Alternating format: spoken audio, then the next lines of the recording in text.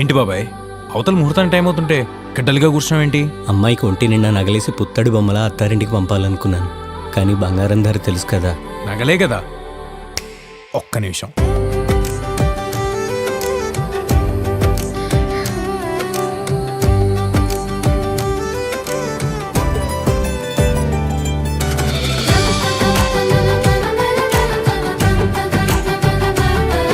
అలంకారణకి ఇప్పుడు వెండి కూడా అద్భుతమైన ఆభరణమే బాబాయ్.